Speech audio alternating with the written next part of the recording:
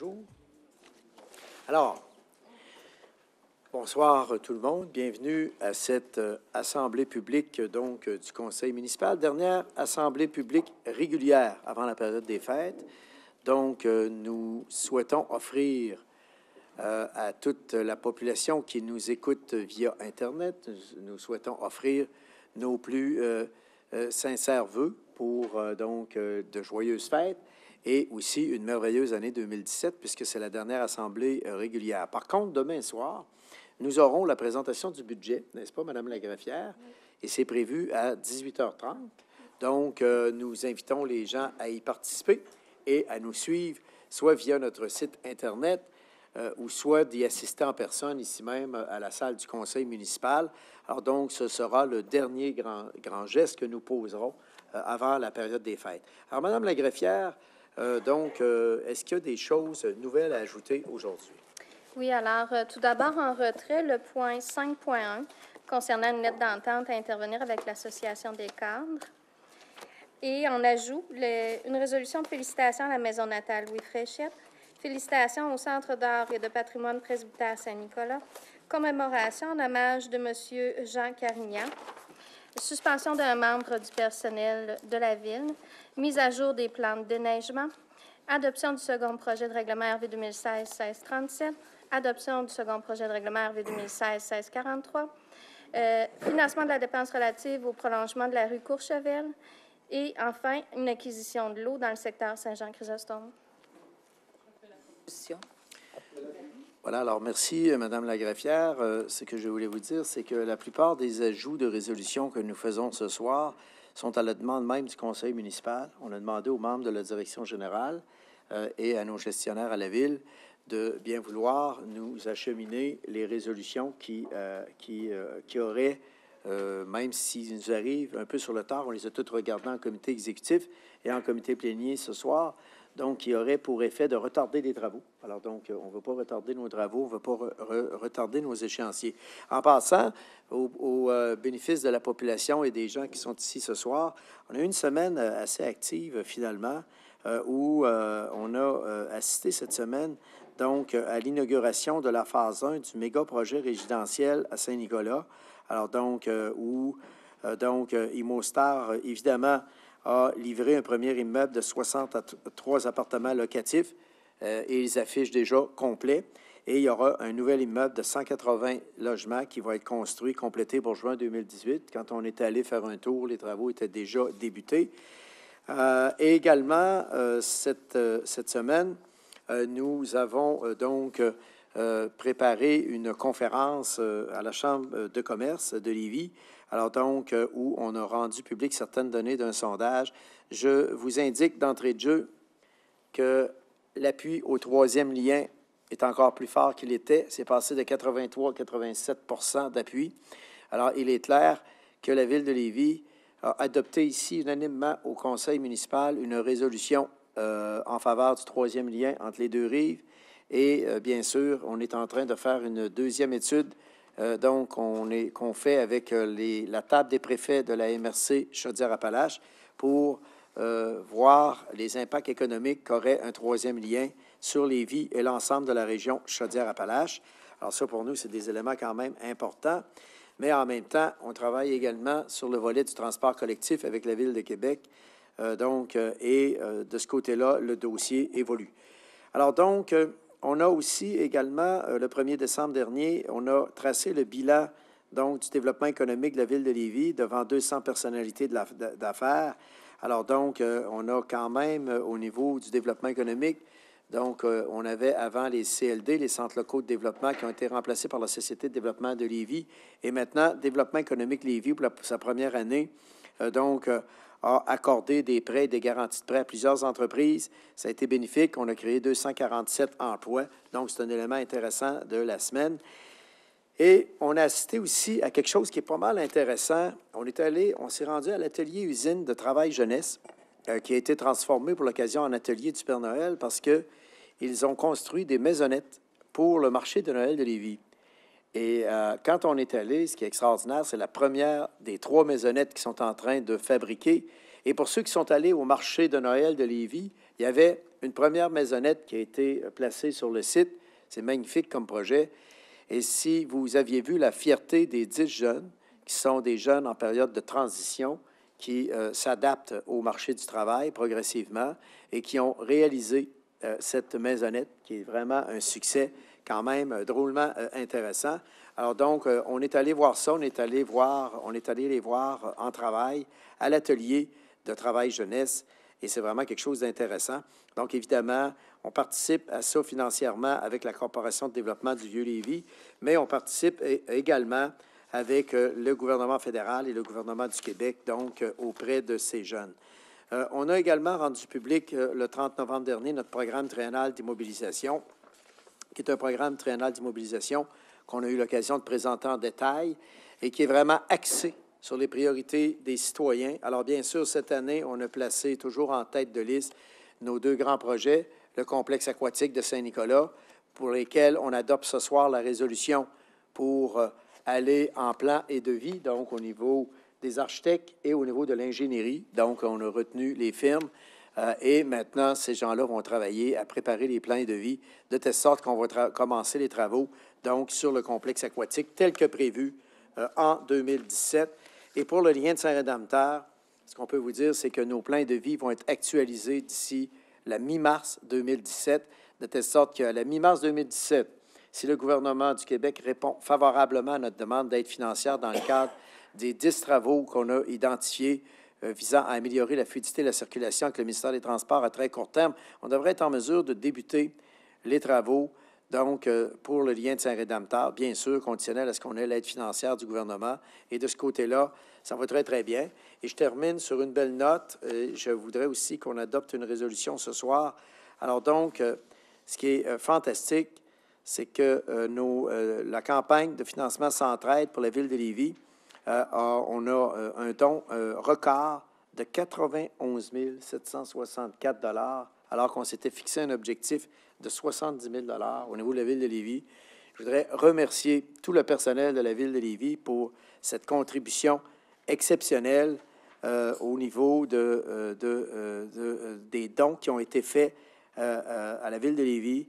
Je pense qu'on a du personnel à la ville de Lévis qui est dévoué, qui est solidaire, et je voudrais féliciter en particulier M. René Tremblay, qui a présidé de façon admirable cette campagne, donc, et nous en sommes très, très fiers, puisque une bonne partie de ces sommes-là sont retournées à nos organismes communautaires en Chaudière-Appalaches, et ça, pour nous, donc, c'est drôlement intéressant. À l'unanimité, monsieur? Oui, à l'unanimité. Alors, donc, on y va avec ça. Alors, Madame la greffière, sans plus tarder, nous allons donc débuter avec la période de questions. Est-ce qu'il y a des questions? Si oui, veuillez vous approcher au micro et donc nous décliner vos questions. Et on vous demanderait d'être bref et précis et concis. Alors, oui, monsieur, bonsoir. Bonsoir. François Drouin, Renouveau Lévis. OK. On voudrait connaître le seuil de la valeur des contrats d'infrastructure pour lesquels les entrepreneurs en construction divers travaux doivent avoir une autorisation de l'AMF. Qu'est-ce que vous voulez dire par là? Bien, dans certaines municipalités, c'est 1 million et plus. 1 million et plus. C'est exact. Dans certaines municipalités au Québec, ils abaissent ce seuil-là. Exemple, Westmount, le seuil va être à 100 000 $. Donc, est-ce que ça pourrait être une bonne idée pour Lévis d'abaisser le seuil qui est à 1 million, là, si je comprends bien? Ça n'a pas été regardé par notre groupe de travail sur la gestion des contrats. Je pense que ça ne nous apparaissait pas pertinent pour le moment. Ce n'est pas un enjeu pour nous. Maintenant, si jamais on avait des indications qui nous indiquent qu'on devrait aller là, on va y aller. Mais pour le moment, on respecte les paramètres de la loi. Je vous remercie. Voilà. Merci beaucoup pour cette question qui est fort pertinente. Mais écoutez, on va quand même prendre en note votre commentaire. Et puis, il n'y a pas de problème. Oui, monsieur. Gaëtan Germain, secteur Lauson. J'ai lu avec plaisir les 10 travaux pour améliorer la fluidité de la circulation. Par contre, c'est des éléments à moyen et à long terme. Je me demandais si à court terme, il n'y aura pas des actions possibles. Pardon? Les 10 travaux, je m'excuse, là.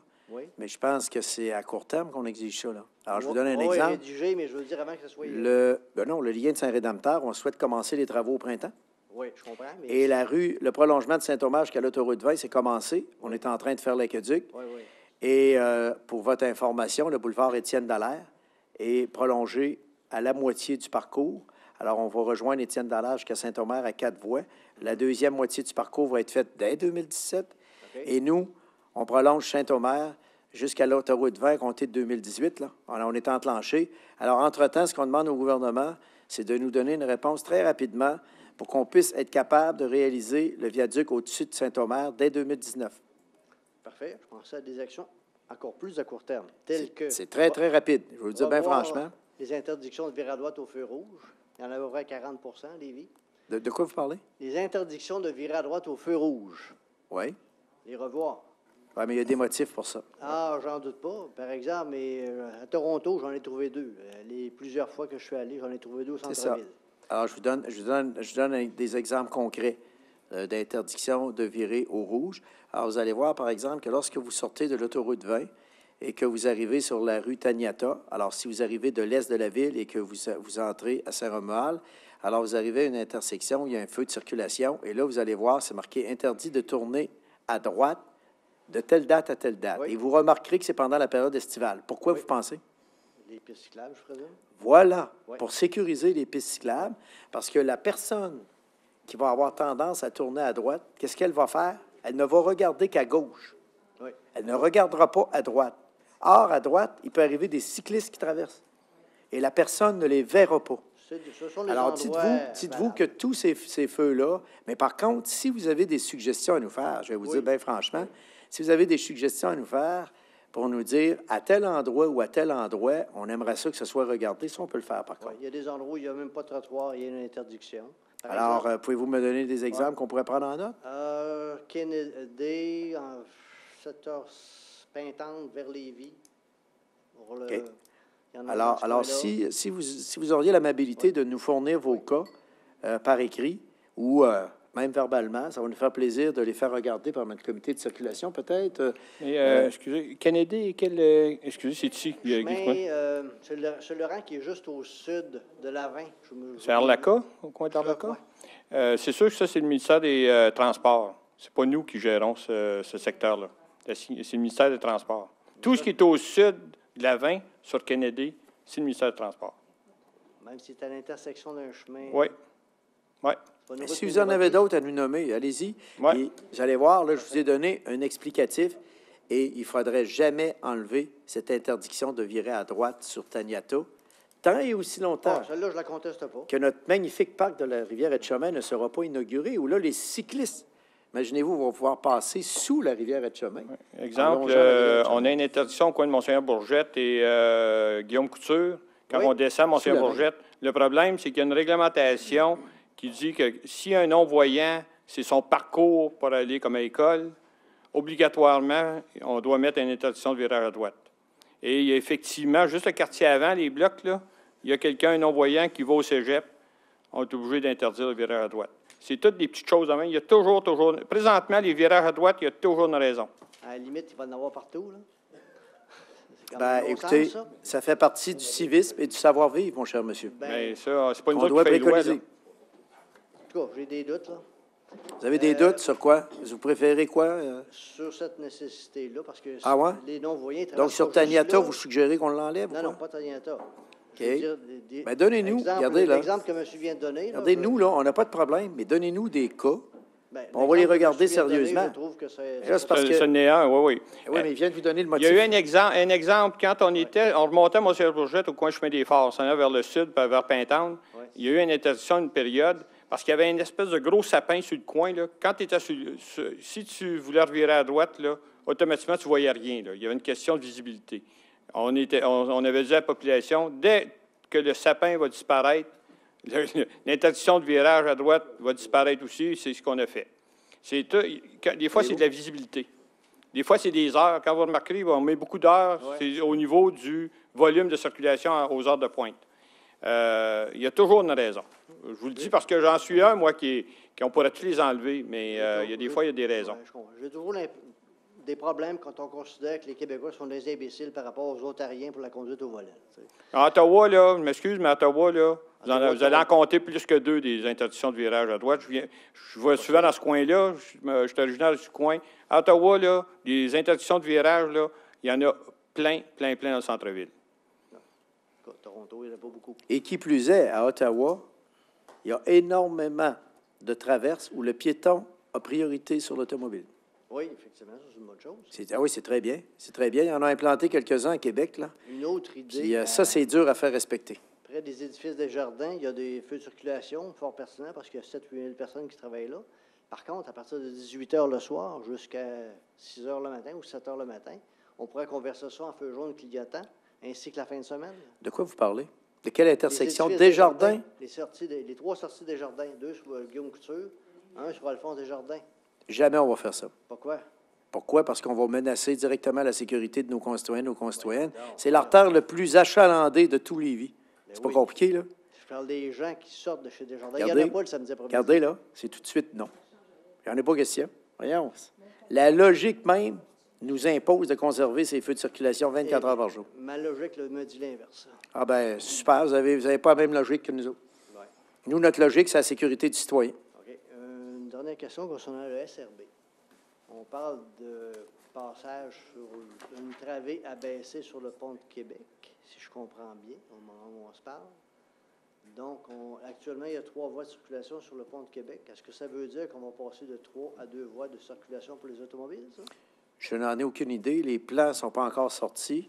Le ministère des Transports est en train de regarder avec le Canadien national la faisabilité technique. Ils sont en train de le vérifier. Alors, malheureusement, on n'en est qu'aux hypothèses de travail. Alors, on verra, à la lumière de ce qu'ils vont nous déposer, qu'est-ce qu'il y en est. Parce que la voie qui sert à la voie ferrée, qui est déjà Exactement. plus basse que la chaussée OK. pour les automobiles, pourrait servir à ça. On verra. Écoutez, on n'a pas encore eu on n'a eu aucun scénario qui a été déposé actuellement. M. Patry, M. Maranda siègent avec moi au niveau du comité du SRB, mais on n'a rien eu de déposé jusqu'à maintenant. Il y a un comité là-dessus, M. le maire. Il y a un comité qui travaille là-dessus, mais ils n'ont pas complété leurs travaux. Bon, au moins, s'assurer qu'on passe à cette éventualité-là. Alors, pour les virages à droite, gênez-vous pas. Si vous en avez à nous identifier, ça va nous faire plaisir avec Janet, qui est la présidente du comité de circulation, Mme Jones. Donc, ça va nous faire plaisir de les regarder. Parfait. Merci, parce que ça ne veut pas dire qu'il n'y en a peut-être pas qui seraient justifiés. On va le regarder. Oui. On est ouvert aux suggestions. Merci infiniment, monsieur, pour votre intervention. Et maintenant, on procède donc, Madame la greffière, à 3.1 déjà. Alors donc, adoption du procès-verbal de la séance ordinaire du 28 novembre et de la séance extraordinaire du 30 novembre 2016. Est-ce qu'un membre du Conseil propose l'approbation des procès-verbaux? Je le propose. Je l'appuie. OK. Alors donc, on est au dépôt de la déclaration des intérêts pécuniaires du maire. Oh, mon Dieu, il doit y avoir quelque chose là-dedans. Hein? Alors donc, des intérêts pécuniaires du maire, je suis en train de le regarder, je l'ai signé en plus. Voilà. Alors, c'est pas compliqué. C'est ma résidence personnelle. Alors voilà. J'ai malheureusement rien d'autre que ma résidence principale. Mais c'est suffisant, je pense. Alors voilà, on passe maintenant à la section 4.1, où là, on arrive au dépôt des procès-verbales des séances du comité exécutif des 22, 28 et 29 novembre. C'est un dépôt. 5.1, on a une lettre d'entente à intervenir. Oui. Retiré. Ah, vous l'avez retiré, finalement. Oui. OK, ça marche. Mouvement de la main-d'œuvre à la direction du service de police. Évidemment, ici, c'est pour autoriser un mouvement de main-d'œuvre au poste de police. Alors donc, pour le poste de cadre policier d'inspecteur à la direction du service de police. Alors donc, est-ce que j'ai un proposeur, un secondaire pour cette résolution? Je vais proposer. Je vais l'appuyer. Alors donc, c'est au fond M. Martin Tremblay qui a été nommé au poste d'inspecteur à la direction du service de police. Il a 26 ans d'expérience policière, finalement, au niveau de la Sûreté du Québec, entre autres. Il connaît bien les enjeux de la criminalité de la région. Il a occupé différentes fonctions au sein de la Sûreté du Québec. Il a notamment été responsable de réaliser l'intégration du service de police de la ville de Sainte-Marie à la Sûreté du Québec et de l'ouverture du nouveau poste autoroutier Chaudière-Appalaches à Lévis. Actuellement, il est directeur du poste de la MRC de la Nouvelle-Beauce. Alors, bref, on est très heureux de cette acquisition de ce nouveau inspecteur-chef qui est prévu dans l'organigramme actuel et qui est prévu, n'est-ce pas, M. Maranda, dans le budget aussi. Tout à fait, c'est budgété depuis... Alors, on avait, donc, c'est tout. Donc, on a déjà fait un proposeur et un secondaire. On dépose maintenant le registre de la déclaration de dons de marques d'hospitalisés ou autres avantages remis aux membres du conseil municipal. Est-ce que c'est déposé, Mme Lagravière? Alors, voilà. À 9.1, c'est le rapport mensuel des autorisations qui sont accordées aux membres du conseil pour poser un acte dans l'exercice de leur fonction.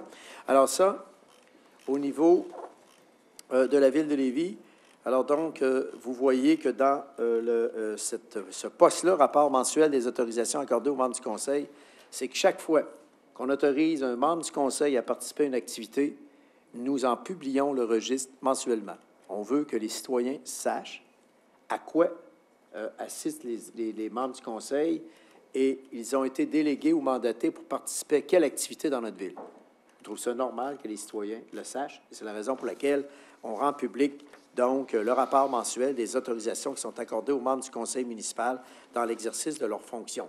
9.2, donc ici, on a des modifications de résolution. C'est pour modifier les résolutions du conseil pour ajuster le financement de certains projets du programme triennal des immobilisations en transférant une partie du financement Fonds Parc au projet du programme triennal d'immobilisation 2017, 2018, 2019. Peut-être une courte explication, M. Maranda. Alors, il s'agit tout simplement d'un transfert technique, là, je pense. Oui, excusez-moi, Monsieur le maire, j'étais ailleurs. OK. 9.2.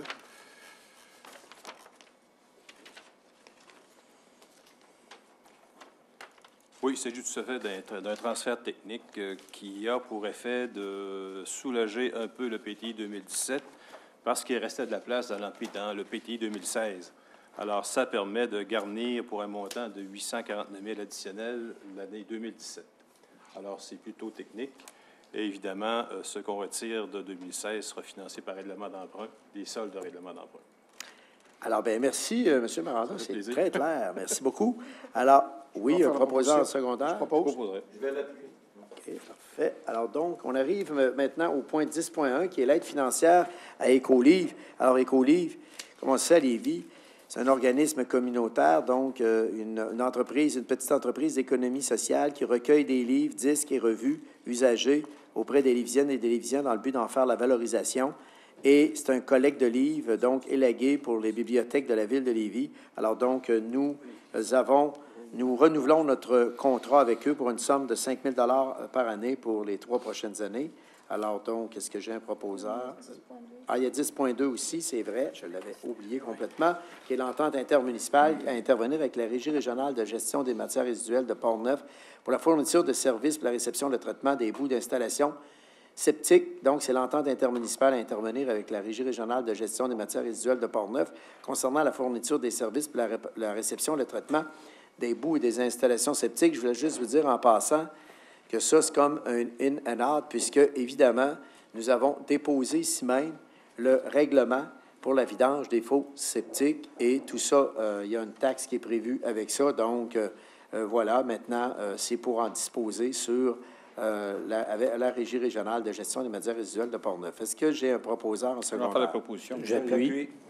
Au niveau des infrastructures, on a l'adoption du budget 2017, donc à 11.1 de la Société de transport de Lévis.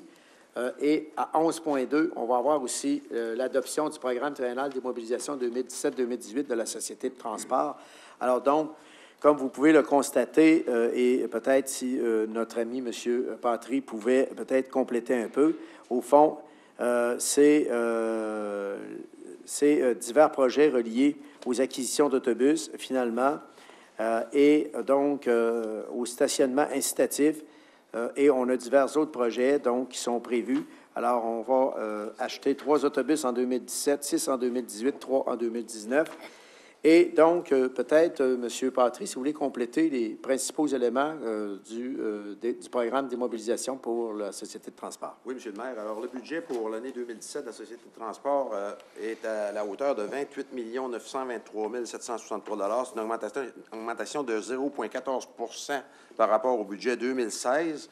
La contribution de la Ville représente 42 des revenus. Revenus de 28 923 000, comme je viens de le mentionner.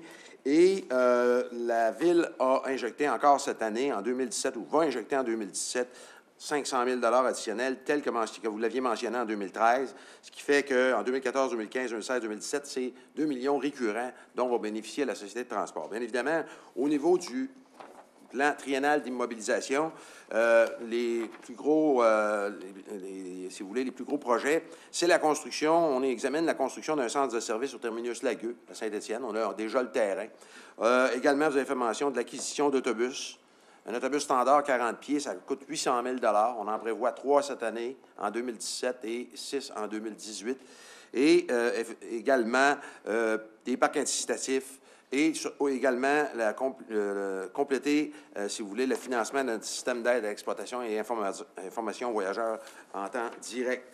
Je tiens à faire remarquer que dans les dépenses, le transport adapté occupe une place importante et de plus en plus importante dans le budget de la Société de transport de Lévis, M. le maire, à cause, bien évidemment, du vieillissement de la population et des services qu'on doit rendre en vertu de la loi sur le transport aux gens qui ont besoin de transport adapté. Alors, c'est un peu les grandes lignes, mais j'aurai l'occasion, je pense, d'en parler davantage demain, M. le maire, des projets lors de la présentation du budget, je crois. Oui, effectivement. Alors donc, on termine donc avec l'approbation aussi du règlement numéro 139 de la Société de transport de Lévis, donc qui est pour une somme de 1,5 million de dollars pour le financement et l'agrandissement du garage du centre d'opération, entre autres. C'est bien ça? Effectivement. Alors donc, voilà. Et on avait aussi une autre résolution, le règlement numéro 138 de la Société de transport de Lévis, pour des emprunts à long terme de 6,1 millions pour le financement des autobus de 40 pieds. Alors, il faut dire que ces autobus-là sont financés à hauteur, M. Patry, de 80 90 90 oui. Donc, 3,90 et 3,85 3 par la SOFIL et 3 par le plan fédéral d'investissement transport en commun. Alors, donc, on a un financement assez important donc, pour l'acquisition de nouveaux autobus. Et je pense qu'on est rendu maintenant à l'une des flottes les plus jeunes. On a la flotte la plus jeune au Québec. Okay. Et l'idée dans tout ça, M. le maire, le renouvellement de la flotte est très important parce que dans les années passées, la flotte n'avait pas été renouvelée régulièrement, ce qui fait qu'il a fallu, en 2010, renouveler complètement la flotte, qui a encouru une dépense d'environ 46 millions. Alors, vous comprendrez qu'on ne veut plus revivre cette expérience-là. Et on veut renouveler nos autobus périodiquement de façon à ce que maintenir la flotte à un niveau de modernité acceptable. Puis ce qu'il faut savoir aussi, c'est que plus la flotte vieillit, plus les garanties s'épuisent sur les véhicules et plus ça coûte cher de pièces pour les réparer. Alors, il n'y a pas vraiment d'économie à rouler avec, des véhicules qui sont passés date. Et aussi le service à la population qui est très important. C'est des gens qu'on transporte, là. Il faut avoir à cœur l'intérêt des gens qui prennent le transport en commun. Et puis, on a une autre approbation également de règlement numéro 140 de la Société de transport. Cette fois-ci, c'est pour des emprunts de 1,275 millions pour le financement de divers projets, dont, entre autres, là, on parle des abribus, les lignes, la réfection du pavage, les stationnements, les renouvellements d'abribus, etc., le développement des applications web, les supports à vélo pour les autobus, tout ça, je pense, est inclus là-dedans. Effectivement. N'est-ce pas? Alors, donc, on est à 11,6, donc, pour la réclamation de la subvention du ministère des Transports, de la Mobilité et de l'électrification des transports pour les travaux exécutés sur les chemins municipaux. Alors, ça, c'est assez intéressant. Alors, je vous indique que je vous donne juste ce chiffre-là. Vous allez voir que c'est beaucoup de... Quand on parle qu'on veut être reconnu comme des gouvernements de proximité, là, alors je vous donne juste cet exemple-là. Là. On fait des réfections de pavage, de trottoirs et de bordures, 12 millions par année, vous vous souvenez? On en mettait seulement que 5, on en met maintenant 12 pour accélérer l'entretien de nos rues. Et là-dessus, nous obtenons du gouvernement du Québec, sur le 12 millions, la mirabolante somme de 79 000 $. Alors donc, on adopte la résolution ce soir pour accepter le 79 000 $ qui nous est versé. Alors, donc, voilà. On a aussi des demandes d'autorisation au ministère du Développement durable contre les changements climatiques pour les travaux de voies réservées et pistes cyclables sur la route des rivières et l'engagement de la Ville.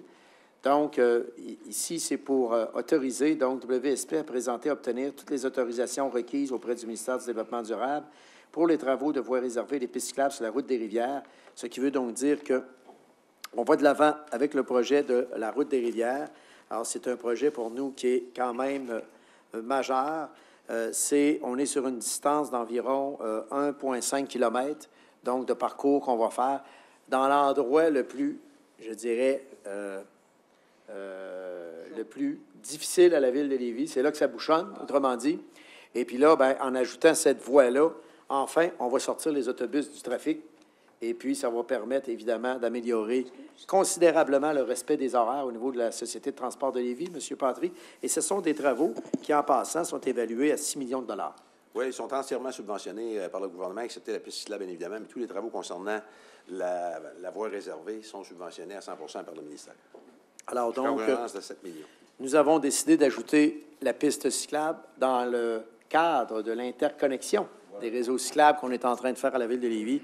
Donc, nous ajoutons une somme de 180 000 pour assurer la réalisation de cette piste cyclable. Alors, c'est tout pour la direction des infrastructures. Est-ce que j'ai un proposeur en secondaire? OK, parfait. Alors, on désigne aussi dans une autre section pneus et mécanique Saint-Nicolas à titre de fourrière municipale. Alors, c'est pour désigner à titre de fourrière municipale au sens du Code de la sécurité routière, pneus et mécanique Saint-Nicolas. Alors, c'est plus technique. C'est tout pour la direction du service de police. Est-ce que j'ai un proposeur en secondaire? Oui. Au niveau de la politique de la vie communautaire, nous avons la modification de la politique de soutien aux organismes. Au fond, 14.1, c'est l'acceptation donc annuelle au niveau de la reconnaissance de politique de soutien aux organismes. Ce qu'on est en train de faire, c'est qu'on modifie la politique de soutien aux organismes pour y ajouter la vérification judiciaire obligatoire pour les organismes qui œuvrent auprès des clientèles vulnérables. Donc, dorénavant, les bénévoles qui travaillent auprès des organismes ou les organismes qui œuvrent auprès des clientèles vulnérables, donc c'est obligatoire pour les bénévoles d'avoir cette vérification judiciaire. Et ça, pour nous, c'est vraiment quelque chose qui est extrêmement important que nous ajoutons à notre politique de reconnaissance des organismes. Alors voilà, c'est plus technique encore une fois, mais c'est de dire qu'on y tient énormément. Monsieur Lamesse, Madame la greffière, je voudrais indiquer que je ne participerai pas au vote du prochain point, 14.2, sur la reconnaissance des organismes, puisque ma conjointe dirige un de ces organismes. C'est noté. Alors, très, très bien. Alors maintenant, au niveau de la reconnaissance des organismes, alors simplement pour vous dire que ce soir, nous adoptons la liste des organismes officiellement reconnus par la Ville. Donc, c'est une liste quand même qui est importante. Peut-être, M. Bazinet, si vous avez quelque chose à dire, mais c'est vraiment intéressant. Travail extraordinaire. Et je peux vous dire que nos organismes, pour être reconnus, doivent suivre des règles très précises, mais des règles quand même qui nous assurent que l'aide financière ou les locaux qu'on fournit à la Ville de Lévis, ces organismes-là, sont utilisés à bon escient. N'est-ce pas, M. Bazinet? Oui, bien, il faut savoir qu'il y a 248 organismes reconnus par la Ville. Quand on dit reconnus, c'est qu'on les aide, on les soutient. Cette reconnaissance-là donne accès, évidemment, à un soutien financier, mais aussi une protection en termes des assurances. Certains locaux, certains supports au conseil d'administration. Il y a différentes catégories. Il y en a 3 catégories de reconnaissance. Mais à tout égard, si ces organismes-là n'existaient pas, bien, il n'y aurait pas de ville, puisque ces gens-là ont une contribution tout à fait exceptionnelle au développement de la ville, et ça dans plusieurs aspects.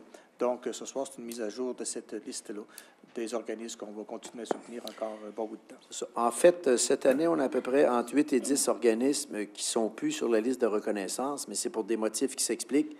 Souvent, c'est des fusions d'organismes. Par exemple, on a vu les associations de soccer de Chaudière-Est qui se sont regroupées avec Pointe-Lévis. Donc, il y a eu certaines associations de fait. Il y a eu des cessations d'activités. Il y a eu aussi des organismes eux-mêmes qui ne voulaient plus être reconnus par la Ville, donc qui cessent leur activité aussi. Alors donc, c'est pour ces motifs-là.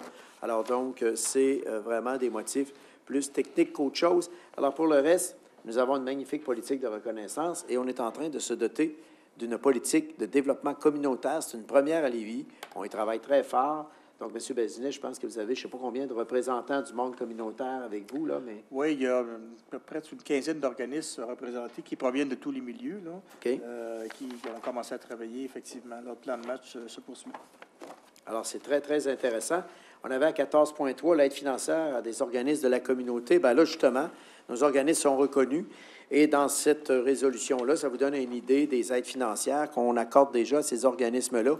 Et des fois, vous voyez des montants apparaître, 1 200, 2 800, 3 100. Dites-vous que tout ça est analysé, regardé, et que ça répond à des critères très précis, l'aide financière qui est accordée. Et si on n'avait pas l'équité, vous n'allez pas vous inquiéter que les organismes frapperaient vite à notre porte. Alors, c'est la raison pour laquelle on a une politique de reconnaissance. Bien, merci, M. Bazinet. C'est un excellent travail. Alors, donc, et toute l'équipe qui y travaille également. 14,4, on a l'activité de reconnaissance des bénévoles.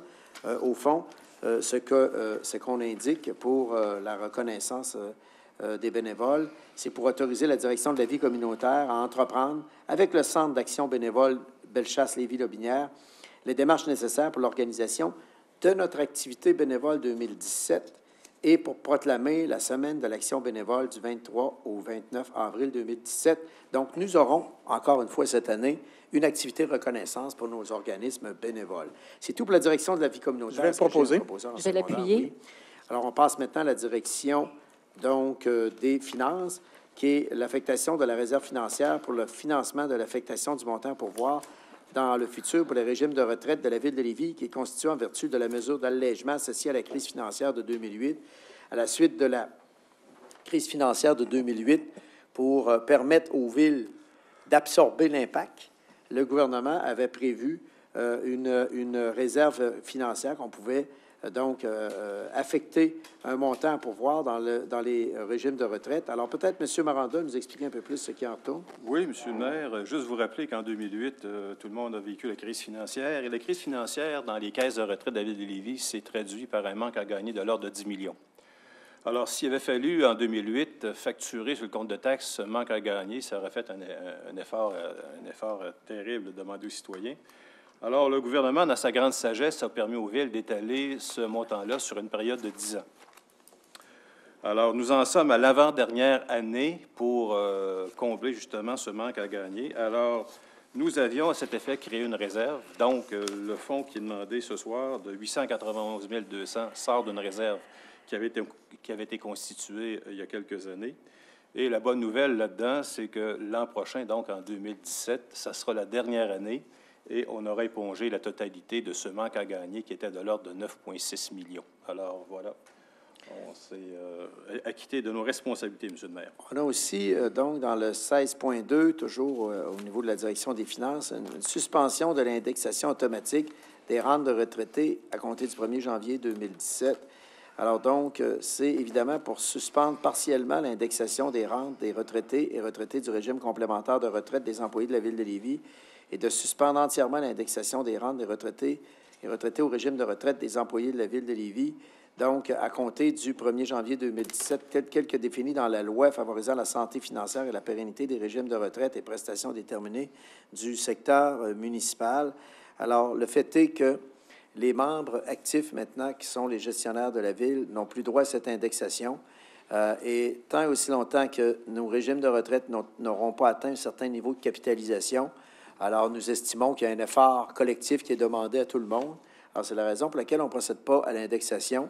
Donc, peut-être, M. Maranda, expliquer, comme vous l'avez si bien fait en comité plénier, les 4 motifs principaux qui nous incitent à agir de la sorte. Oui, M. le maire, écoutez, vous l'avez dit, tout ça découle de la loi favorisant la restructuration des régimes de retraite.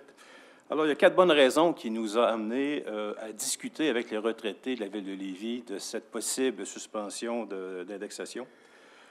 La première raison, elle est fort importante, c'est la détérioration importante des rendements des caisses de retraite. Juste vous rappeler que sur une période de 30 ans, dans les années 80-89, on avait des taux de rendement autour de 14 %. Dans les années 90, on avait des taux de rendement de 11 %. Et depuis l'année 2000, on est autour de 6 %. Alors ça, c'est un premier facteur. Le deuxième facteur, c'est le vieillissement, l'espérance de vie. Alors, l'étape de mortalité, comme disent nos savants actuaires, pour les hommes, ça en est passé de 79 ans à 87 ans. Et pour les dames, on est passé de 85 à 89 ans. Alors, la combinaison de ces 2 facteurs, c'est-à-dire les rendements qui ne sont pas au rendez-vous, plus le vieillissement, alors fait en sorte que ça a creusé un déficit de capitalisation fort important. La troisième raison qui nous incite à prendre cette décision-là, Décision qui n'est pas facile en passant parce qu'on a rencontré les retraités et on a dû leur expliquer pourquoi. C'est une question d'équité. Comme disait M. le maire, les participants actifs actuellement, en vertu de la loi, se sont vus privés pour le restant de leur jour d'une indexation parce que la loi interdit maintenant l'indexation des rentes, alors que ceux qui sont déjà retraités, ceux qui sont retraités depuis 2014, ont l'indexation.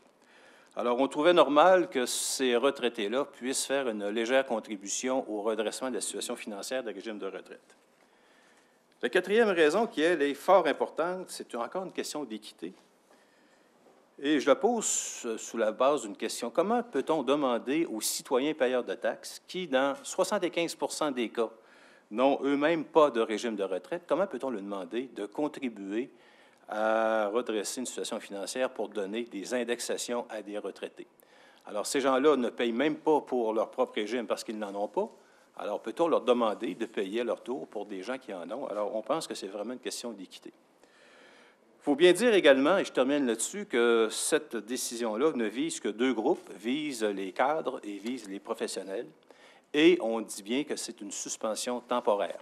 Ça veut dire en clair que leur rente n'est pas touchée. C'est-à-dire quelqu'un qui a une rente, par exemple, de 1 000 $ par mois va continuer à avoir sa rente de 1 000 $ par mois, alors qu'il aurait peut-être dû avoir, avec l'indexation, 1 010 $. Alors, la rente n'est pas touchée.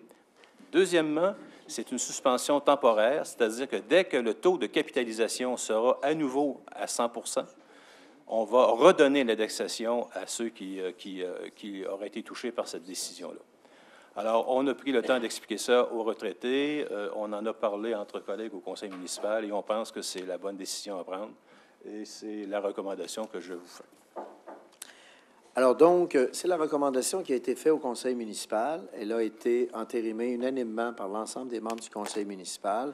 Mais sachez que notre objectif est toujours le même, trouver une formule gagnant-gagnante avec l'ensemble de notre personnel pour faire en sorte que, oui, nos gens aient de bons régimes de retraite, mais en même temps de respecter aussi la marge qu'on doit avoir avec nos contribuables sur, premièrement, leur capacité de payer, mais en même temps, le fait qu'ils n'ont pas à assumer, donc, les déficits sur les régimes de retraite.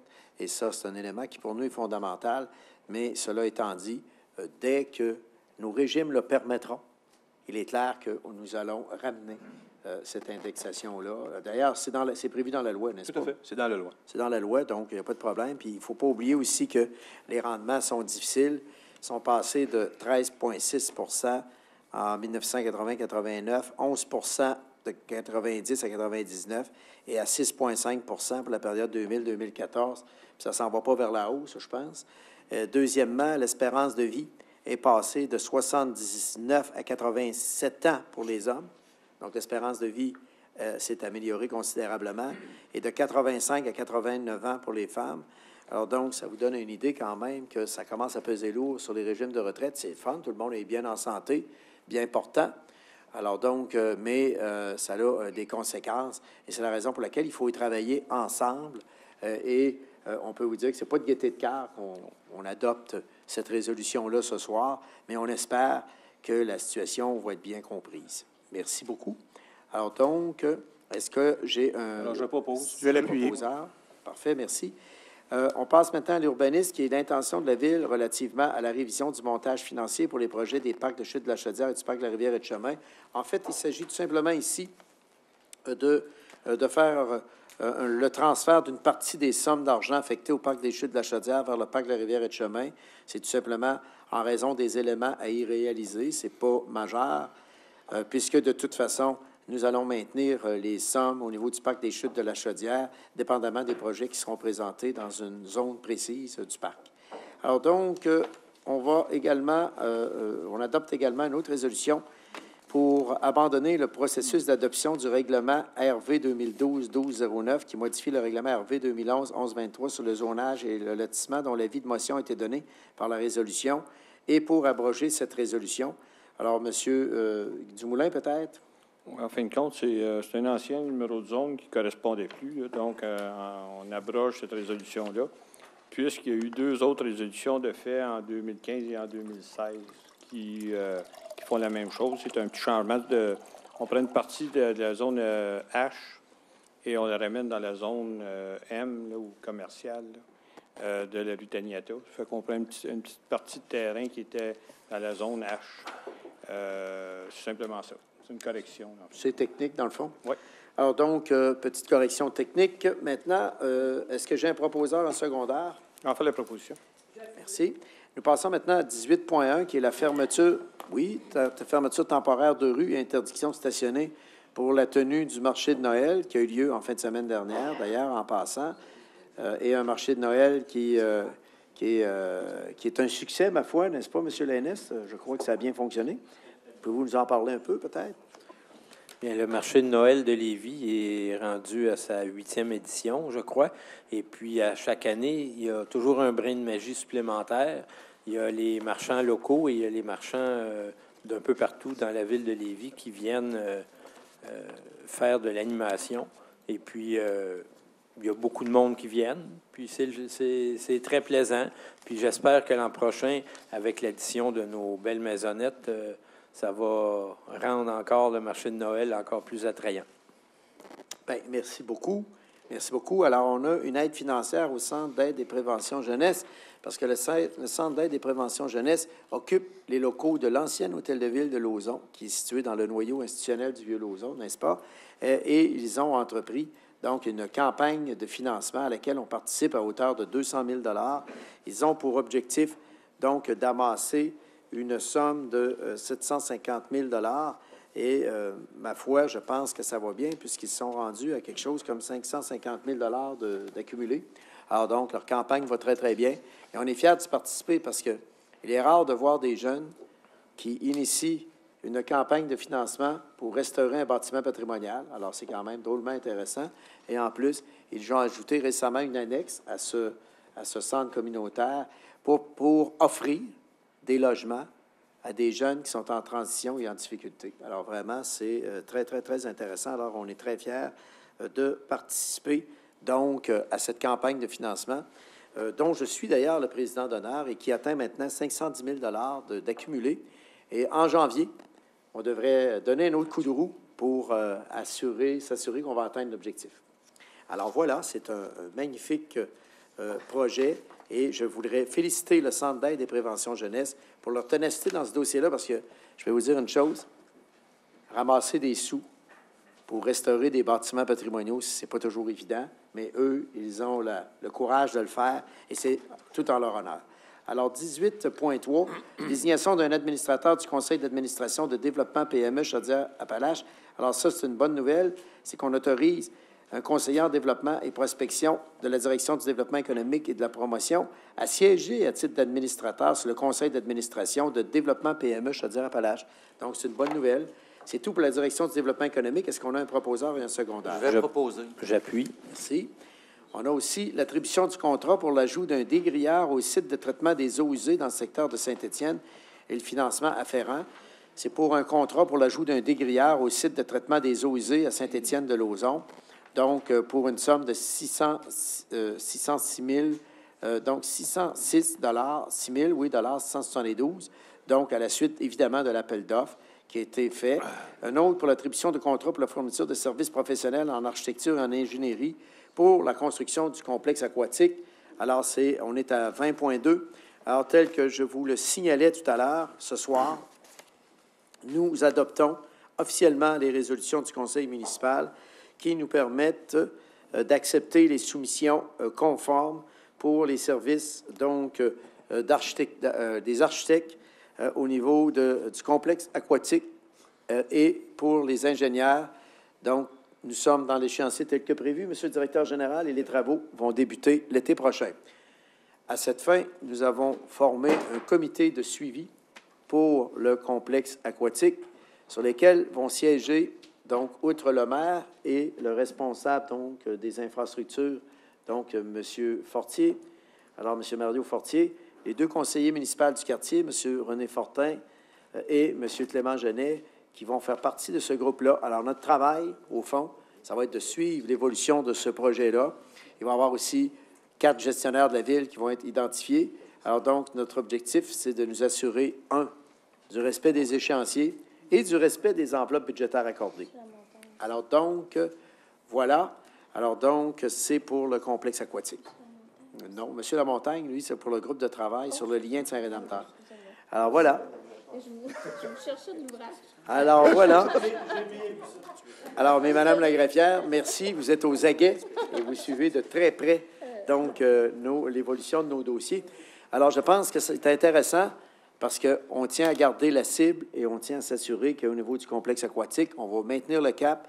Nous, on veut un complexe aquatique qui va être intéressant. Et les firmes qui ont été retenues ce soir, donc, c'est des firmes aussi qui ont énormément d'expérience dans le domaine.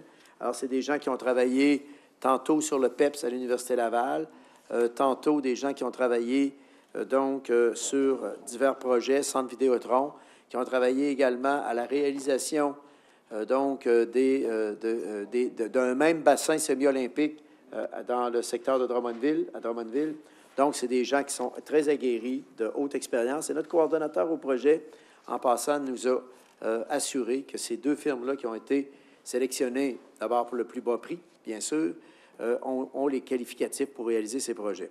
On retrouve également, en sous-contractant, Souci Aquatique, qui a réalisé, entre autres, les fontaines de Tournai, la fontaine du Quai Paquette, ainsi que les fontaines de Place des Spectacles à Montréal. Donc, on a vraiment une équipe qui est fin prête pour réaliser ces travaux-là. Alors, ce sera à nous de nous assurer que tout est fait dans les règles de l'art et surtout dans le respect des échéanciers des budgets. Alors, voilà. On a maintenant une autre attribution de contrat pour la fourniture de services professionnels pour la réfection de l'avenue Bégin et des rues Saint-Étienne, Hélène Smith, Saint-Thomas, Marie-Rollet et Carrier, donc dans le secteur de Lévis 20.3. Alors, c'est une excellente nouvelle. Donc, un engagement qui avait été pris par notre ami et conseiller municipal, M. Pierre Lénès. Donc, nous allons restaurer entièrement la rue Bégin-Lévis en 2018. Et cette rue-là, la restauration du mobilier urbain, ça sera une première. Le choix du mobilier urbain de la rue Bégin sera fait en étroite collaboration avec les commerçants et la population du Vieux-Lévis. Donc, on veut en faire une rue modèle au niveau de la revitalisation des quartiers. Alors, donc, ce sont de beaux investissements. Alors, donc, ce soir, nous accordons certains contrats pour la fourniture des services professionnels en ingénierie. Alors, il y aura la rue Bégin. Il y aura d'autres rues qui seront touchées partiellement. Les rues Carrier, Saint-Gabriel, Saint-Thomas, Saint-Étienne. Et dans une deuxième phase, ces rues-là aussi seront entièrement rénovées. Alors, peut-être, M. Lénès, avez-vous quelque chose à ajouter là-dessus, si ça va? Ça va. Oui? Ça va faire un grand bien, ça, c'est certain.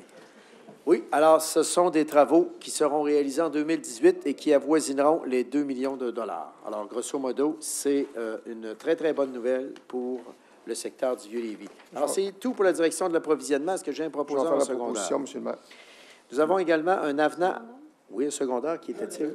M. Lénès. Alors, donc, un avenant à l'entente intermunicipale avec la Ville de Québec pour le partage des coûts de mise en œuvre et d'utilisation du réseau Interville du Québec. Alors, c'est un réseau, dans le fond, Interville.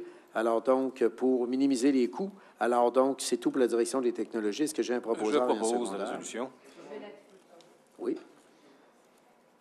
Alors, donc, nous avons à 22.1, Madame la greffière, nous allons vous remettre la parole, je crois, parce que là, on tombe dans les avis de motion et les règlements.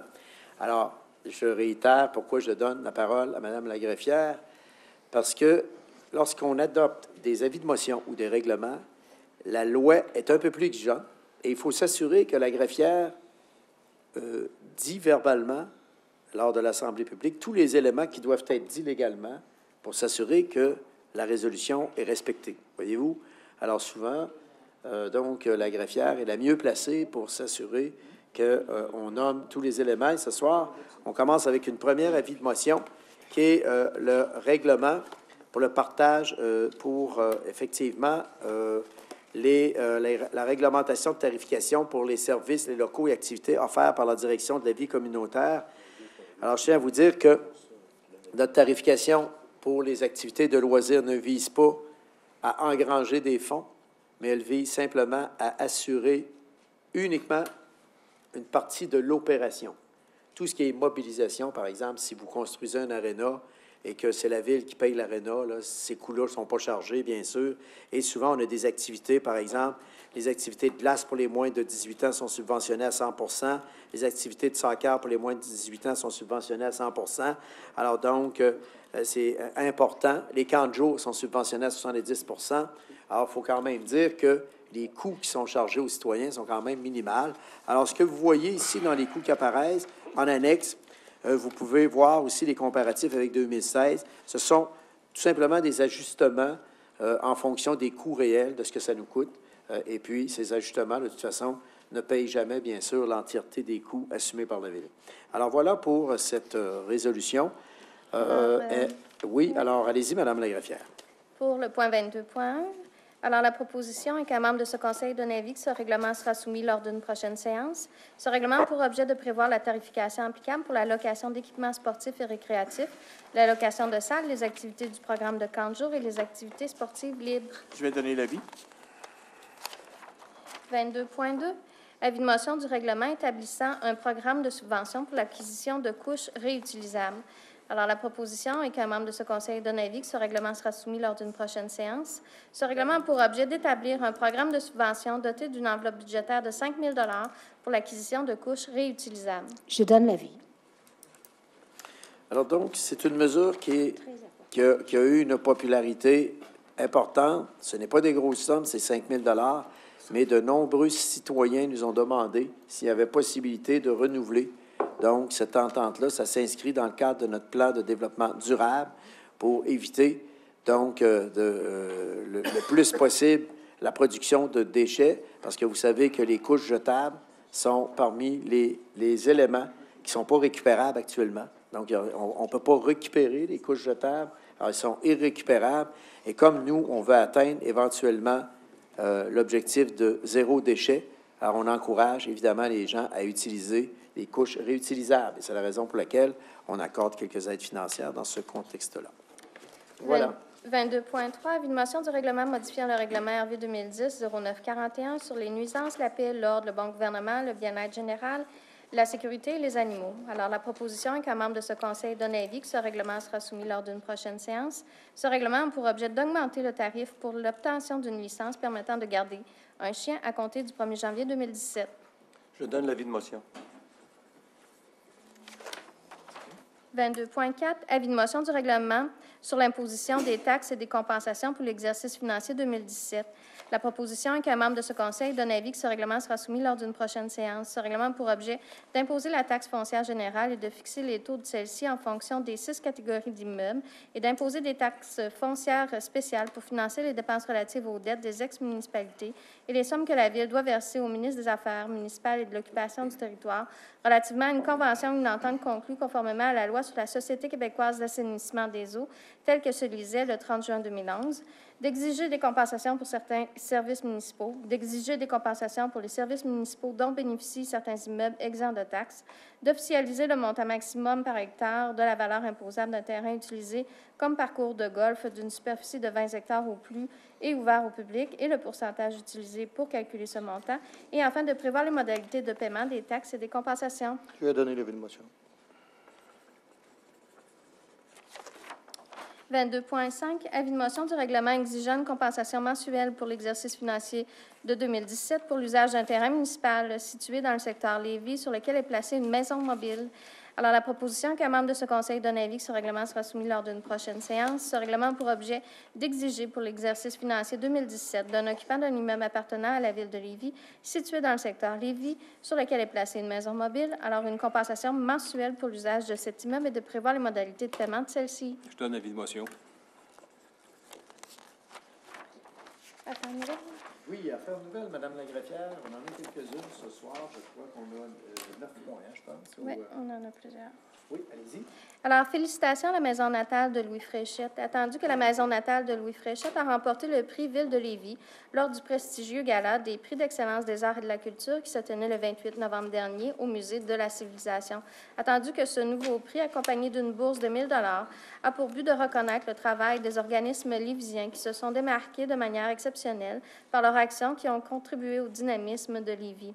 Attendu que cet organisme a mérité sa nomination grâce à l'aménagement du nouvel espace Comte, la réalisation d'une exposition permanente sur la vie et l'œuvre de Louis Fréchette et le développement d'une nouvelle série destinée aux jeunes de 6 à 12 ans. Attendu que la maison natale de Louis Fréchette figure parmi les organismes qui propagent l'héritage de nos bâtisseurs. Attendu que cet organisme a déployé des efforts considérables à faire revivre la maison natale Louis Fréchette et d'offrir à la population l'occasion de connaître le Solévisien, figure marquante de la vie littéraire, journalistique et politique du Québec et du Canada. Alors, la proposition est de féliciter la maison natale Louis Fréchette pour avoir remporté le prix Ville de Lévis lors du prestigieux gala des prix d'excellence des arts et de la culture le 28 novembre dernier, source de fierté et d'inspiration pour la population lévisienne. Je vais le proposer. J'appuie. C'est-tu? C'est unanime. Monsieur? Oui, à l'unanimité. L'unanimité, oui.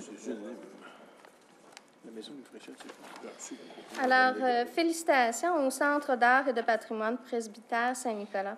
Attendu que le 28 novembre 2016, ce centre a reçu une mention d'honneur pour le prix d'histoire du gouverneur général du Canada pour l'excellence de ses programmes communautaires dans le cadre de son exposition « Histoire de village ». Attendu que le prix d'histoire du gouverneur général du Canada est la plus haute distinction en matière d'histoire au Canada. Attendu que l'exposition Histoire de village met en lumière les origines et le développement du quartier Saint-Nicolas, un des lieux historiques d'importance de la ville de Lévis. Attendu que près de 2000 visiteurs ont visité cette exposition à saveur locale. Attendu que l'implication de toute la communauté, autant que celle des partenaires et des citoyens et citoyennes, a permis de faire de ce projet un grand succès. Attendu que ce centre a célébré en 2016 son 10e anniversaire et qu'il compte à son actif plus d'une 50aine d'expositions, de nombreux événements et une boutique de créateurs locaux. Alors, la proposition est de féliciter le Centre d'art et de patrimoine presbytère Saint-Nicolas pour avoir reçu le 28 novembre dernier une mention d'honneur pour le prix d'histoire du gouverneur général du Canada pour l'excellence des programmes communautaires dans le cadre de son exposition « Histoire de village », source de fierté et d'inspiration pour la population lévisienne. Je vais le proposer. À l'unanimité? Oui, à l'unanimité. Alors donc, la prochaine résolution, c'est la commémoration en hommage de M. Jean Carignan, qui est un des grands violonistes de réputation internationale. Alors moi, j'ai appris par la Société d'histoire de Lévis que M. Carignan aurait eu 100 ans et qu'il est né à Lauson et qu'il aurait habité la Côte-des-Bûches, donc qui n'existe plus aujourd'hui, dans une des maisons de la Côte-des-Bûches qu'on ne peut pas retracer par contre. Mais je pense qu'on voulait commémorer quand même le fait que M. Carignan aurait eu aujourd'hui 100 ans. Alors, Madame la greffière. Oui, alors, attendu que le violoniste de réputation internationale, M. Jean Carignan, 1916 à 1988, aurait célébré son 100e anniversaire de naissance le 7 décembre 2016, attendu que M. Carignan a été baptisé dans la paroisse Saint-Joseph de Lauson, selon son baptistère découvert en 2007 par Mme Pauline Dumont. Attendu que M. Carignan a commencé à jouer du violon à l'âge de 4 ans et qu'à 5 ans, il se produisait déjà au carrefour du Vieux-Lévis. Attendu qu'à l'âge de 12 ans, il rencontre le violoniste Joseph Allard, qui lui enseigne les bases de sa technique et une partie de son répertoire avant qu'il fasse rayonner par la suite le folklore québécois et irlandais à travers plusieurs pays. Attendu que la légende du reel du pendu était un ami célèbre violoniste et chef d'orchestre américain, Yehudi Menuhin, 1916-1999. Attendu que M. Carignan a reçu plusieurs hommages au cours de sa carrière, notamment en 1973, il a reçu un buste sculpté par le sculpteur Georges Morissette. En 1974, il est nommé membre de l'Ordre du Canada. En 1976, il est récipiendaire du prix Calaxy-Lavallée. En 1977, il obtient un doctorat honorifique de l'Université McGill. En 2002, une plaque et une muraille sur The Canadian Folk Music Walk of Fame à Ottawa sont dévoilées en son honneur. Attendu que ce musicien traditionnel fait partie de l'histoire musicale lévisienne et québécoise, que son talent a largement dépassé les frontières du Canada. Attendu que la force de l'impeccable exécution de ce virtuose du violon mérite d'être reconnue, alors la proposition de rendre hommage au Lévisien, M. Jean Carignan, célèbre violoniste de réputation internationale qui aurait eu 100 ans le 7 décembre 2016 et qui est une source de fierté et d'inspiration pour la population lévisienne, et de transmettre une copie de la présente résolution à la Société d'histoire régionale de Lévis. Alors, j'en fais la proposition. À l'unanimité? Oui, oui. Oui, c'est unanime? Oui, je pense que la proposition, c'est de M. Oui. Ah, Oui. monsieur le maire. Oui. Monsieur le maire, vous avez ta proposition? Non, Ouais. c'est monsieur le maire. C'est bon, on y va avec ça? Parfait. Alors, Madame la greffière, une autre résolution, je crois? Oui, allez-y. Alors, suspension d'un membre du personnel de la Ville. La proposition est d'imposer une suspension disciplinaire de 6 mois sans solde à un membre du personnel de la Ville. Je vais le proposer. Je vais l'appuyer. Donc, voilà. Autre résolution. Oui, alors, mise à jour des plans de déneigement des trottoirs et de transport de la neige pour la période hivernale 2015-2016, 2016-2017. La proposition est d'accepter ces mises à jour. J'appuie. Oui, et dans le cadre d'une activité publique, nous ferons connaître à la population de Lévis notre plan de déneigement pour la saison qui est débutée. Alors, on fera ça, je pense, dans le courant de la semaine prochaine, si je ne me trompe pas. Alors, ou l'autre semaine, je pense que c'est la semaine prochaine. Alors, le 20. Alors, nous allons faire connaître à la population parce que souvent, les gens voient leur rue, voient le déneigement qui se produit. Alors, ce qu'on va expliquer à notre population, c'est ça comprend quoi le déneigement à Lévis, combien de personnes y sont affectées, combien de machineries on y affecte, etc. Alors, ça va être une présentation assez intéressante qu'on va faire et on va expliquer aux gens comment on procède pour faire le déneigement de nos rues et en fonction de quelles priorités. Alors, ça devrait être assez intéressant et nous allons également déposer cette mise à jour des plans de développement. Voilà. Alors, adoption du second projet de règlement RV 2016-1637, modifiant le règlement RV 2011-1123 sur le zonage et le lotissement pour le remplacement des zones H0231 et H0233 par la zone H0232 dans le secteur Saint-Nicolas. Alors, la proposition est d'adopter ce second projet de règlement sans changement par rapport au projet de règlement. On va faire la proposition, Guy Dumoulin. Je l'appuie. Adoption du second projet de règlement RV 2016-1643, modifiant le règlement RV 2011-1123 sur le zonage et le lotissement, pour ajouter la classe d'usage habitation unifamiliale isolée dans la zone H0227 dans le secteur Saint-Nicolas. Alors, la proposition est d'adopter ce second projet de règlement sans changement par rapport au projet de règlement. Proposé.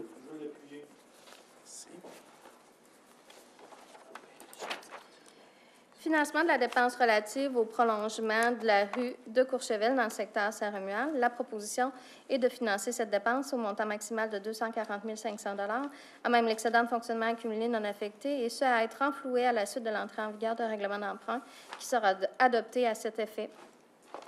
On va faire la proposition, Guy Dumoulin. Merci. Alors, voilà, ce sont déjà des ouvertures de rue qui sont prévues dans notre nouveau programme triennal des mobilisations où on adopte déjà des résolutions. Alors, voilà. Dernière affaire nouvelle, relative à l'acquisition de l'eau pour le parc de la Rivière-et-Chemin dans le secteur Saint-Jean-Chrysostome. Alors, la proposition est d'accepter la promesse de vente présentée par M. Cadorette et autres personnes pour le lot 2 692 868 et autres du cadastre du Québec, et d'autoriser le maire Lagreffière à signer tout document requis à cet effet. Les frais de cette transaction seront assumés par la Ville et décréter l'affectation publique sur ces lots. Je vais le proposer. Je vais l'appuyer, Guy Dumoulin. Alors, Madame la greffière, est-ce que c'est tout? Complet. Oui. C'est complet. Alors, donc, nous procédons donc à la période d'intervention des membres du conseil municipal. Nous allons commencer avec M. Genet ce soir. M. Genet, quoi de spécial? Oui. Non, il n'y a rien de spécial, à part que je vais profiter de l'occasion pour souhaiter des magnifiques fêtes à nos citoyens et à ceux qui nous écoutent sur le web. Alors, beau moment de réjouissance en famille. Profitez des beaux moments et soyez prudents sur la route. M. Lennes? Ouais. Je me joins à M. Genet pour souhaiter les joyeuses fêtes à nos concitoyens. Bon repos. Merci, Mme Geoffrey. Même chose, et une année 2017 en santé. Et continuez d'être présent, soit chez vous, dans le cœur de votre foyer, ou bien ici avec nous. Merci beaucoup. En ce qui me concerne aussi, joyeuses fêtes à tous nos citoyens, surtout aux citoyens de mon quartier. Et je ne vous souhaiterais pas un Noël blanc, je pense que ce serait trop facile à souhaiter. En 2017, Bien un parti. retour. Merci. Oui, vous avez eu une belle activité, je pense. Oui, M. Turner, vous étiez président d'honneur. L'église de Bréquéville était pleine à craquer. Je suis allé et c'était magnifique en passant. Je voulais vous féliciter pour cette présidence d'honneur-là. Oui, merci. Oui, allez-y. Oui. Alors, bien, peut-être pour dire rapidement, c'est que la Fabrique a organisé une activité et les gens de Brickeville et des alentours ont répondu parce qu'on a vendu plus de 275 billets pour un concert de Noël au profit de la fabrique et ça a permis de ramasser 3 000 $ pour que la fabrique puisse maintenir ses activités au cours des prochaines années. Alors, c'est un succès. Les gens sont très contents. Les gens qui ont assisté au concert ont assisté à une belle prestation de nos guitaristes. C'était très original comme prestation, oui. Alors c'est bien. Et ça donne le ton pour rentrer dans la période des fêtes. Alors, à mon tour, je souhaite des joyeuses fêtes à tout le monde. Merci. Oui, Monsieur Fortier. Oui, bien, juste un mot. L'hiver est déjà bien installé. Ça fait que j'encourage les gens à profiter de l'hiver. C'est pas tout le monde dans le monde qui peut profiter d'un hiver. Ça fait que je vous encourage à en prendre le plus de plaisir possible, même s'il y en a plusieurs qui disent ne pas aimer ça. Merci beaucoup. Oui, Madame Jones. Oui, merci, Monsieur le maire. Moi, je souhaiterais de très joyeuses fêtes à tout le monde. Et puis, au plaisir de vous revoir au mois de janvier. Merci. Monsieur Maranda, est-ce que vous êtes prêt pour la présentation du budget de demain? Je suis fin prêt, Monsieur le maire. Alors, j'ai hâte de présenter ce budget qui s'annonce un budget fort intéressant et nous avons hâte de le présenter, j'en suis convaincu. Alors, à mon tour de souhaiter bonne fête, de joyeuses fêtes à tout le monde. Soyez prudents et on se revoit en janvier. Merci. Monsieur Bazinet. Oui, bien, j'aimerais revenir sur les deux mentions des organismes en or qui ont reçu des prix. C'est pas rien. Le prix du presbytère Saint-Nicolas, c'est un prix du gouverneur général du Canada, donc c'est une mention d'honneur, mais c'est quand même pan-canadien. Et la Maison natale Louis Fréchette, bien évidemment, ça aussi, c'est un organisme qui se développe depuis plusieurs années. Donc, ces deux organismes-là, à la Ville de Lévis, on en a 54 organismes en or reconnus. Alors, on en a 2 qui sont primés ce soir. Les autres auraient sans doute mérité de l'être aussi. Mais je voulais quand même souligner ces deux organismes-là nous représentent bien. Ce sont des fidèles ambassadeurs de la Ville de Lévis là, dans ce domaine-là. Alors, à mon tour, oui, Noël blanc, M. Lamontagne, je pense que c'est atteint, mais... bon temps des fêtes, des activités en famille, puis au plaisir de se retrouver en 2017 déjà. Merci beaucoup. Alors, M. Dumoulin. À mon tour d'en profiter pour souhaiter de joyeuses fêtes, joyeux Noël, bonne année. On va se revoir en fin janvier pour ma part. J'en profite pour étirer ça un petit peu. Et donc, on a eu une belle saison, on a eu une bonne année. Je pense que 2016 sera une année qui va passer un peu à l'histoire. 2 beaux projets annoncés et qu'on attendait depuis longtemps, surtout la piscine, donc, puis le parc de la Rivière-de-Chemin. Fait que c'est vraiment là, une belle année pour moi, 2016, au conseil ici. Donc, joyeuses fêtes encore et des belles rencontres familiales. Alors, notre président de l'arrondissement de Desjardins, M. Oui, Monsieur le maire, oui. Alors, tout simplement, Monsieur le maire, on se rappelle qu'en juin, on a passé une résolution, justement, pour un feu de circulation sur Guillaume Couture. Exact. Afin de sécuriser, justement, le secteur des émeraudes. Alors, je peux vous dire qu'à partir de ce midi, le feu est en fonction. C'est vrai. Alors, bravo. Et puis, le tout a été livré dans les délais prescrits. Alors, bravo. Et puis, bien, à mon tour, de vous souhaiter de joyeux temps des fêtes. Et puis, soyez prudents si vous avez à vous déplacer. Puis, je vais finir avec ma petite phrase. On préfère parler avec vous que de parler de vous. Alors, soyez prudents durant la période des fêtes. Puis on se revoit en janvier. Merci. Merci beaucoup, Madame Fleur Paradis. Oui, Monsieur le maire. J'en profite pour souhaiter, bien sûr, de joyeuses fêtes, des bons préparatifs, parce qu'il y a des gens qui font des tartes, qui roulent des tartes ces temps-ci. Donc, ce matin, j'ai livré plein de pâtés de la Chaudronnée, alors qui est en pleine... ceux qui ont acheté des pâtés en ont une partie qui va dans les paniers de Noël pour les plus démunis. Donc, c'était... Puis, je suis allée à pied ce matin, donc c'était les marches ce matin. Là, les pâtés étaient gelés, de toute façon, donc c'était correct. Alors, j'en profite pour vous souhaiter un joyeux temps des fêtes à tous. Merci. Monsieur Patry. Alors, Monsieur le maire, m'a souhaité joyeux Noël, moi aussi, comme mes confrères, consoeurs, à la population de Lévis, aux gens de mon quartier de Charny. Quartier qui se développe beaucoup en passant, la tête des ponts, hein, on le voit, et on a vu ce soir là, le prolongement de la rue de Courchevel, tout ça. Alors, il y a des projets qui s'en viennent, tout ça. C'est un signe de dynamisme. Également, il va y avoir des annonces qui vont être faites, je pense, cette semaine, en ce qui concerne Charny, précisément autour de l'Aquarella. Alors, c'est enrichissant pour le quartier, pour les gens du quartier, pour la vie de quartier, c'est important. Alors, je sais que mes collègues ont aussi des projets dans leur quartier. On parle de M. Dainès, qui en a quelques-uns, je crois, M. Dainès, c'est ça. Alors, c'est toujours bien plaisant. On voit qu'il y a un dynamisme qui est installé à la ville de Lévis et que ça demeure. Je pense que c'est ça qui fait la richesse de la communauté. Alors, joyeux Noël tout le monde. Quant à la bonne année, je ne la souhaite pas. On n'est pas rendu là. C'est l'an prochain. Je garde ça pour la première séance du mois de janvier.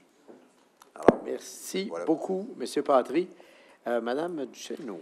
Oui, merci, Monsieur le maire. Moi, de mon côté, je voudrais souligner la belle participation qu'on a eue la semaine dernière à la consultation publique pour le plan particulier d'urbanisme de Saint-Romuald. Il y a eu environ 150 personnes dans la salle ce soir-là, qui était une belle participation. Les gens étaient positifs, ont amené des suggestions constructives, et puis on a donné jusqu'à demain pour recevoir encore certaines recommandations, suggestions, etc.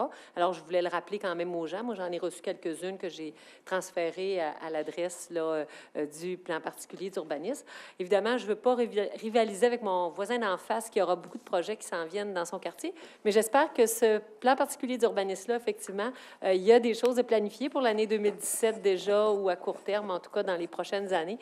Et je pense que déjà en 2017, on va pouvoir voir des projets se réaliser dans le quartier Saint-Romuald à cet effet-là. Alors, ce sera intéressant.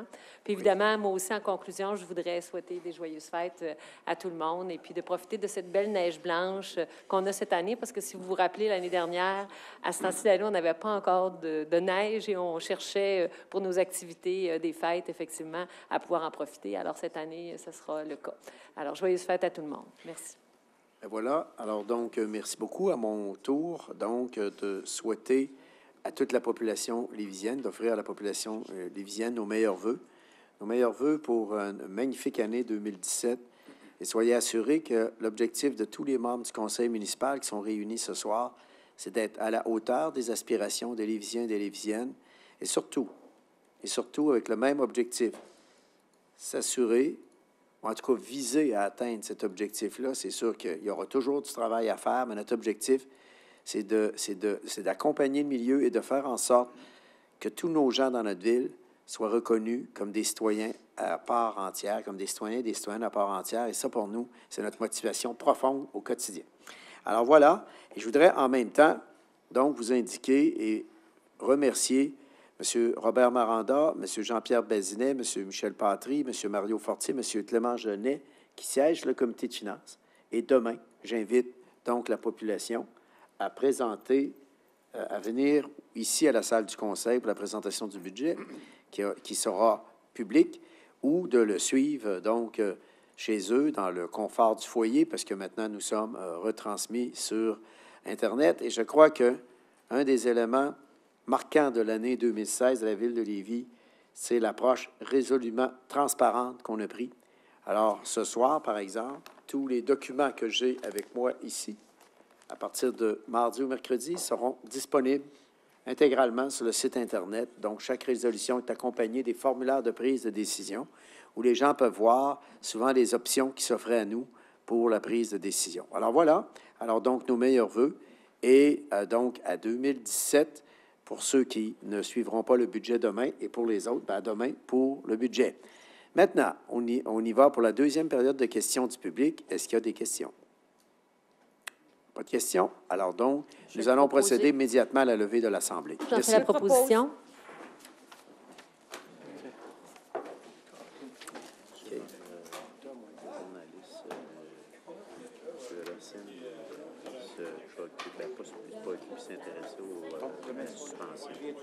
Ah, OK. On n'a pas le nom, puis c'est intégrité, problème d'éthique, problème d'éthique.